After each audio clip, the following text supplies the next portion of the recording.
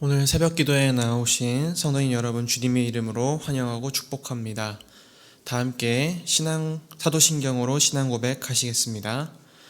전능하사 천지를 만드신 하나님 아버지를 내가 믿사오며 그 외아들 우리 주 예수 그리스도를 믿사오니 이는 성령으로 잉태하사 동정녀 마리아에게 나시고 본디오 빌라도에게 고난을 받으사 십자가에 못 박혀 죽으시고 장사한 지 사흘 만에 죽은 자 가운데서 다시 살아나시며 하늘에 오르사 전능하신 하나님 우편에 앉아 계시다가 저리로서 산 자와 죽은 자를 심판하러 오시리라. 성령을 믿사오며 거룩한 공예와 성도가 서로 교통하는 것과 죄를 사하여 주시는 것과 몸이 다시 사는 것과 영원히 사는 것을 믿사옵나이다. 아멘. 다 함께 찬송가 370장 함께 찬송하시겠습니다.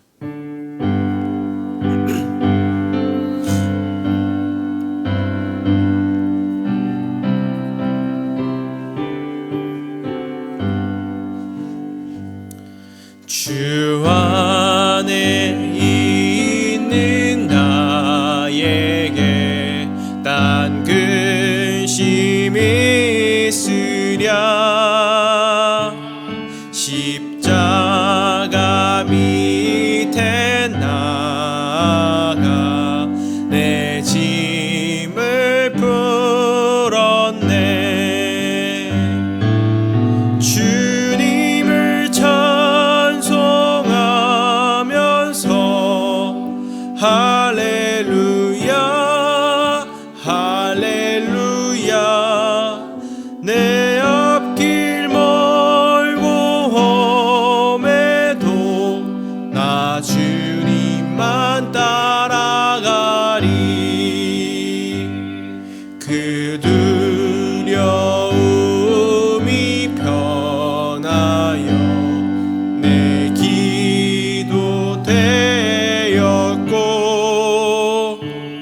전날의 안숨 변하여 내 노래 되었네.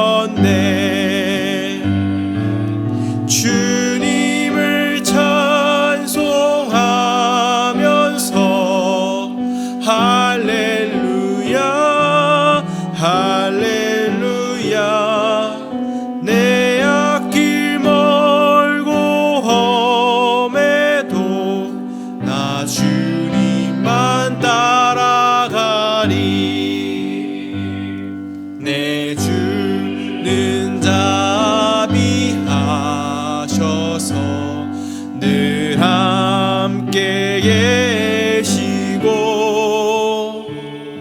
내 궁핍함을 아시고 늘 채워주시네.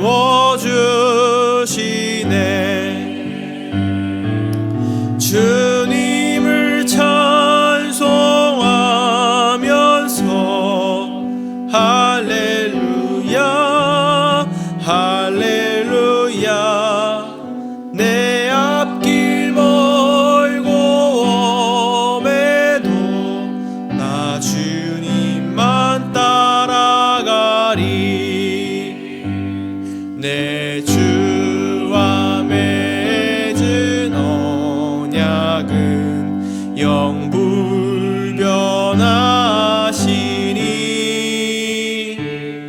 그 나라 가기까지는 늘 보호하시네. 주님을 찬송하면서 할렐루야 할렐루야. 내 앞길 멀고 험해도 나 주님만 따라가리. 아멘.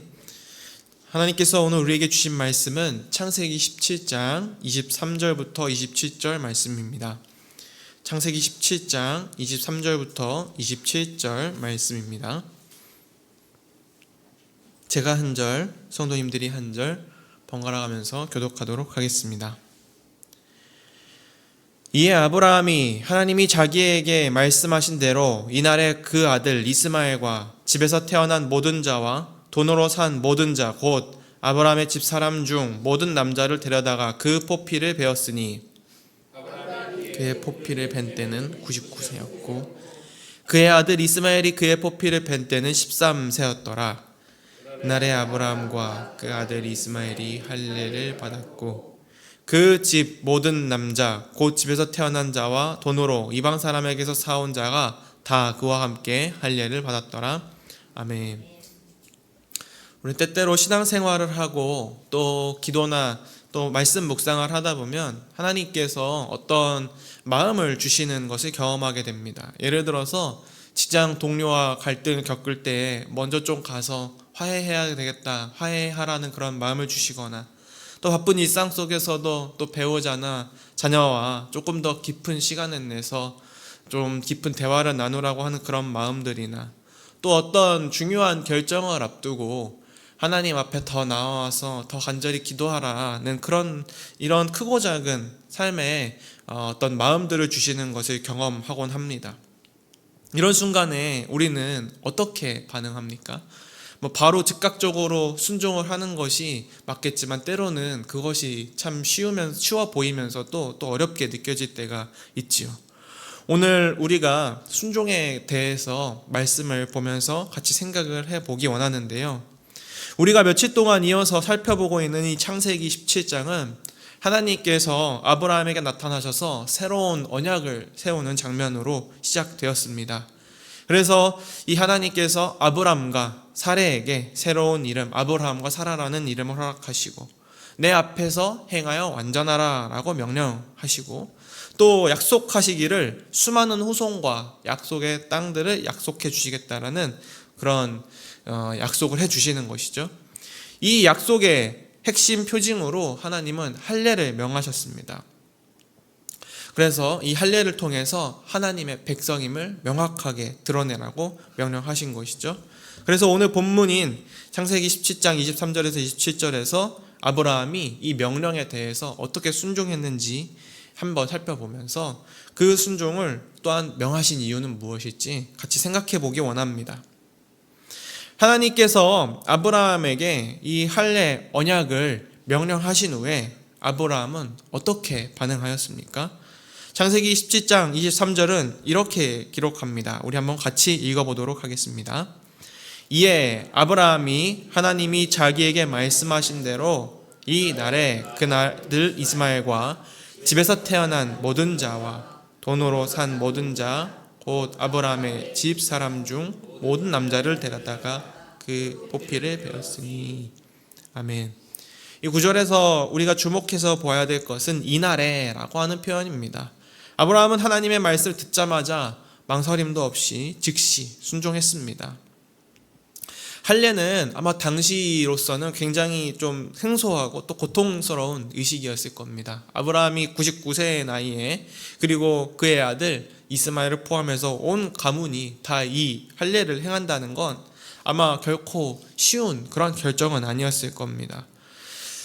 분명히 두려움도 있었을 테고 또 주변의 시선도 있었을 테지만 하나님의 말씀에 전적으로 순종한 이 아브라함의 모습을 살펴볼 수 있습니다. 말씀의 서두에도 말씀드렸지만 하나님의 말씀에 즉각적으로 반응하는 것이 얼마나 쉬운 일이 아닌지 또 어려운 일인지 종종 느끼게 됩니다.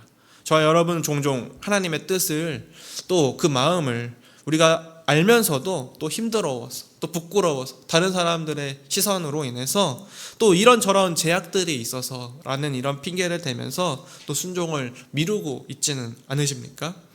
아브라함의 즉각적인 순종은 우리에게 진정한 믿음이란 결단하고 또 행동하는 것으로 드러난다라는 것을 보여줍니다.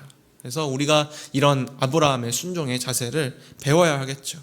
아브라함의 순종을 살펴보면 즉각적일 뿐만 아니라 또 온전하였습니다. 아브라함은 하나님께서 명령하신 대로 혼자만 이 할례를 받은 것이 아니었죠. 우리 24절, 25절도 한번 같이 읽어보도록 하겠습니다. 아브라함이 그의 포피를 벤 때는 99세였고 그의 아들 이스마엘이 그의 포피를 벤 때는 13세였더라. 25절에 기록되어 있는 것처럼 아브라함 자신뿐만 아니라 아들 이스마엘도 할례를 받았습니다. 그리고 26절과 27절도 이어서 같이 다시 읽어보도록 하겠습니다. 그날에 아브라함과 그 아들 이스마엘이 할례를 받았고 그 집의 모든 남자 곧 집에서 태어난 자와 돈으로 이방 사람에게서 사온 자가 다 그와 함께 할례를 받았더라 라고 이렇게 기록이 되어 있죠. 하나님의 명령, 하나님의 그 말씀에 철저하게 이행한 것을 우리는 살펴볼 수 있습니다. 자신뿐만 아니라 온 가족 전체, 그리고 이스마엘과 모든 남종들까지도 다 할례를 철저하게 받았습니다. 그래서 이 하나님의 언약이 아브라함을 통해 그의 자손들, 아브라함의 소속된 공동체까지도 또 아브라함의 모든 가문까지도 다 하나님의 언약 안에 들어가게 되는 것을 우리는 볼 수 있죠. 그걸 통해서 하나님의 정체성됨을 다시 한번 온 가족이, 온 가문이 확인을 하였는데요. 우리가 왜 할례를 하나님께서 명하셨는지를 좀 그 이유를 살펴보았으면 좋겠습니다.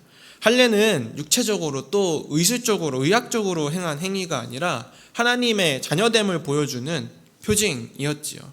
그래서 하나님께서 창세기 17장 10절에 이렇게 명령하시지 않습니까? 제가 읽어드리겠습니다. 너희 중 남자는 다 할례를 받으라. 이것이 나와 너희와 너희 후손 사이에 지킬 내 언약이니라. 아멘.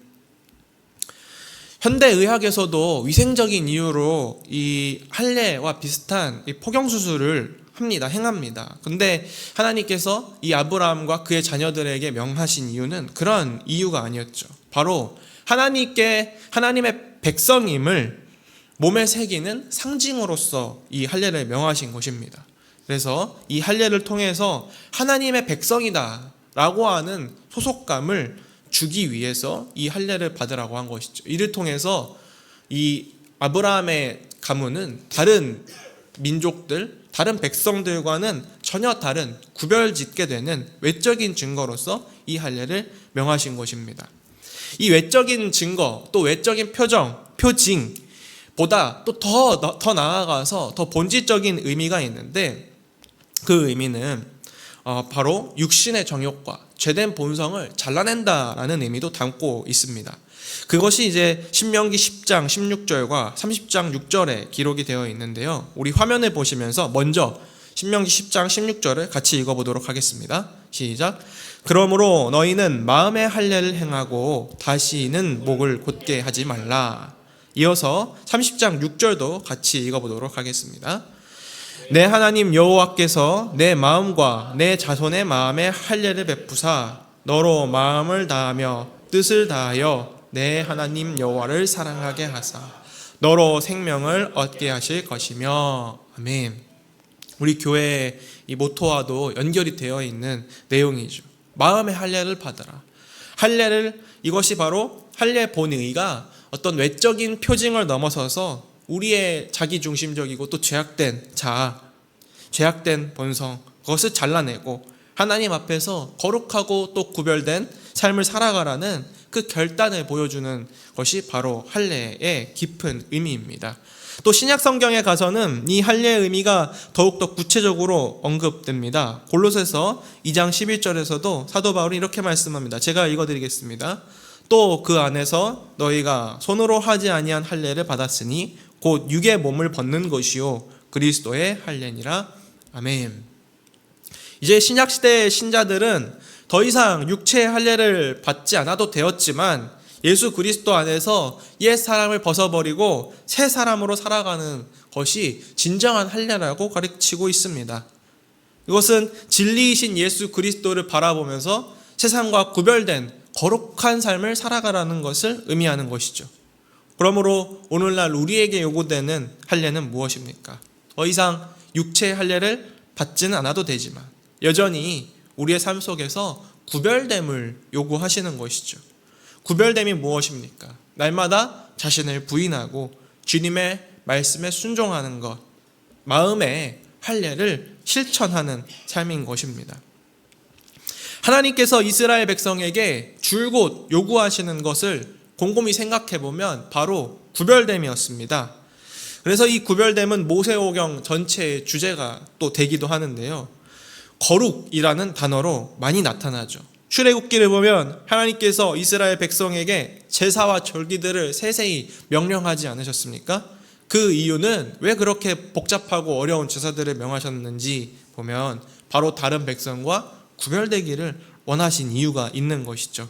그래서 이 구별됨은 출애굽할 때, 그리고 광야 생활을 할 때, 그리고 약속의 땅에 들어가고 나서도 계속해서 구별됨은 잊지 말아야 될, 계속 지켜나가야 될 하나님의 자녀로서의 정체성이었습니다. 그래서 이 구별됨을 실천하려면 우리가 해야 되는 것이 있는데 바로 순종인 것이죠. 하나님의 말씀에 순종하는 것이죠. 세상과 다른 방식으로 살아가는 것이 필요한 것이죠. 늘 정직하게 우리의 삶의 자리에서 살아가고, 자녀를 교육하고 양육할 때도 세상의 가치관이 아니라 하나님의 자녀로서의 정체성을 알려주고, 우리의 말과 행동 전체가 하나님께서 기뻐하시는 그 말과 행동을 늘 실천하는 것 등등등, 이 많은 것들은 세상 사람들이 보기에는 여전히 어리석어 보이고 왜 굳이 싶은 낯선 그런 것들을 우리는 행하면서 살아가야 하는 것입니다. 그런데 하나님께서 우리의 믿음이 외적인 행동으로 드러나기를, 그래서 우리가 구별되는 것을 하나님께서는 원하시는 것이죠. 그래서 우리는 하나님의 말씀을 더 깊이 알아야 되고 잘 순종하기 위해서 하나님의 말씀을 먼저 알고 또 순종을 해야 하는 것입니다. 근데 사실 하나님의 말씀을 아는 것도 참 쉽지만은 않습니다. 그리고 지키는 것도 더 어렵죠. 그런데 이 아브라함의 삶을 보면서 어쩌면 공감이 되는 것은, 아브라함도 참 많이 실수하지 않았습니까? 자신의 아내 사라를 누이라고 2번이나 거짓말하였고, 또 이삭을 참을성 있게 기다리지 못하고 또 인간적인 방법으로 이스마엘을 낳지 않았습니까?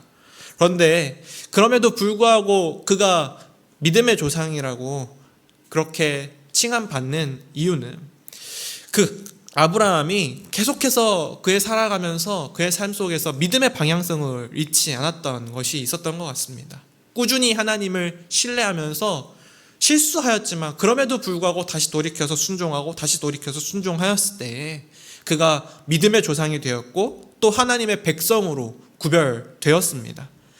저 사랑하는 성도 여러분, 때때로 순종하기 어려울 때 왜 하나님께서 이런 마음을 내게 주시는지, 그리고 이 내용을 순종하기 너무 어려울 때 종종 이런 생각하지 않습니까?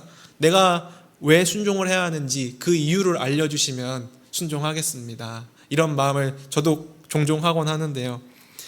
하나님께서 우리에게 다소 어려운 이런 하나님의 뜻을 알려주시고 그 마음을 주시는 이유, 어쩌면 하나님의 자녀로서 세상과 전혀 다른 선택을 하고 구별되라고, 너는 나의 자녀라고, 너는 나의 자녀이기 때문에 이렇게 해야 된다고 그런 마음을 주시고 또 명령을 주시는 건 아닐까요? 그 하나님이 주시는 마음, 그리고 그 하나님께서 허락해 주시는 말씀에 우리도 아브라함처럼 즉각적이고 또 온전한 순종으로 응답하였으면 좋겠습니다. 그렇게 세상 속에서 구별된 삶을 살아가며 하나님의 백성으로서의 정체성을 굳게 지켜나가는 저와 우리 성도님 여러분 되시기를 주님의 이름으로 축복합니다. 우리 오늘 함께 같이 기도할 기도 제목은 말씀을 생각하시면서, 첫째, 하나님이 우리를 거룩한 백성으로 부르신 것을 기억하며 세상 속에서 구별된 삶을 살아가게 하소서. 그리고 둘째로, 아브라함이 하나님의 명령에 온전히 순종했던 것처럼 우리도 하나님의 말씀에 온전히 순종하게 하소서. 세 번째로, 공동체를 위한 기도 제목입니다. 이교구 직장이 다락방을 위해서 같이 기도할 때에 각 가정의 수험생에게 지혜와 은혜를 더하셔서 좋은 결실로 마음이 회복되게 하소서. 우리 이 기도 제목들과 또 가지고 오신 하나님이 또 주시는 마음들을 놓고 우리 이 시간 함께 같이 자유롭게 기도하다가 돌아가도록 하시겠습니다. 사랑과 은혜가 많으신 주님, 오늘도 주님 아브라함이 순종하는 그 모든 과정과 또 방법들을 통하여서 하나님, 우리가 참으로 부족하고 또 연약하지만 그럼에도 불구하고 주님 앞에서, 주님의 말씀 앞에서 또한 온전히 순종하는 하나님 그 방법과 또 그 이유들을 다시 한번 상고해 볼 수 있도록 인도해 주시는 애 감사합니다. 주님, 저희들이 늘 넘어지고 늘 연약하지만 주님, 그럼에도 불구하고 늘 하나님께서 주시는 마음을 가지고 기도하며 담대히 그 자리를 또한 지키며 또한 하나님께서 주시는 그 말씀에 순종하며 또 실천하며 나아갈 때에 하나님, 우리가 하나님의 자녀로서 더욱더 구별될 수 있다는 사실을, 또 하나님의 자녀로서의 더욱더 성별되고 또 거룩한 삶을 살아갈 수 있게 된다는 사실을 주님들이 기억할 수 있도록 인도해 주시옵소서. 우리가 하기 어려운 일들을 하나님 마땅히 잘 감당해낼 수 있는 모든 것들을, 모든 능력들을 주님 또한 허락하여 주시고 또 그런 마음들과 또한 열정을 우리에게 허락하여 주셔서 하나님의 말씀을 늘 찾고 구하고 또 그 말씀의 뜻이 진정 그러한가 또한 상고하 보면서 하나님, 우리가 또한 그것들을 믿음으로 행할 수 있는 참된 믿음과 또한 결단의 마음과 또 실행의 마음을 우리에게 부어주시기를 간절히 원하나이다. 사랑이 많은 신주님, 우리 이교구 직장이 다락방이 정말 그 내어주신 그 기도 제목처럼 수험생에게 또한 지혜와 은혜를 더하여 주시고 또 좋은 결실로 그 모든 마음들이 또 위로받고 또 회복될 수 있도록 주님께서 도와주시고 또 모든 우리 수험생 자녀들의 마음들을 주님께 붙들어 주시고 또한 건강을 지켜주시고 또 모든 다락방의 기도 제목들도 주님께서 들어주시고 또한 응답하여 주시옵소서. 붙들어 주시고 우리의 기도들을